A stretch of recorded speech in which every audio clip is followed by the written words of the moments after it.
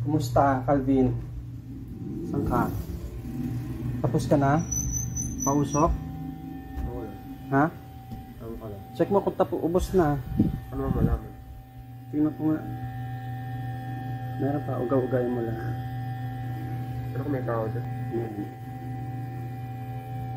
So, meron tayong pasyente ngayon. Hindi lang isa, kundi dalawa. Dalawa yung pasyente natin. No? Si Kuya Cab at saka si Abukay. Hi, para kang pilot, jet fighter pilot Ano, Top Gun Maverick. Top Gun Maverick Yan, Pagaling ka at papasok ka na pa sa school So 2 days na silang hindi nakakapasok. Pangalawang araw ngayon kasi nung isang araw nilagnat sila, pangalawang araw ngayon. Bali, napacheck up naman na sila. Kanina lang din. Ang sabi ng doktor, watch out for dengue. So medyo nakakabahala lang kasi siyempre pag usapang dengue, nakakabahala talaga yan. So ikaw lang yung nagaganyan. Ako lang ang magagal. Si George hindi. So si George naman, ang case naman ni George, ganun din, nilalagnat, inuubo, sinisipon, tapos nahihilo siya.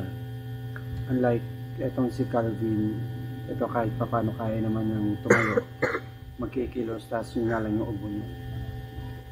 So yun lang yung nakakabahala kasi kung hindi maging okay ito hanggang bukas, so the other day, by Thursday, meron siguro may mga series of dengue test para malaman kung positive ba sila for dengue. Hopefully hindi naman, dahil kailangan lang talaga bantayan yung mga resistensya nila.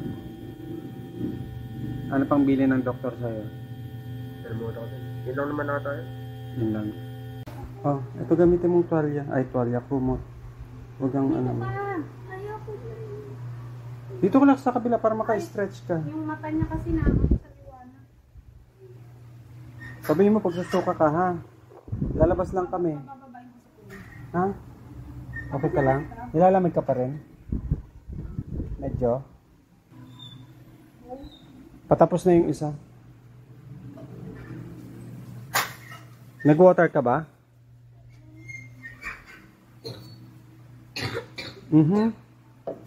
So ayun na nga mga ka-fambam, no? So dahil nga nagkataon na nagkasakit itong dalawa nating alaga, si Calvin at si Georgina, napacheck up naman na sila ni Darling. So pinapabili sila ng doktor ng Pocari Sweat. Yun muna yung papainom sa kanila. So dali-dali tayong pumunta ng SM Hypermarket dahil dito tayo bibili ng mga kailangan natin. So kailangan natin ng Pocari Sweat. Unang-una yan kasi kailangan daw nila yan. Tapos meron tayong existing na body temperature.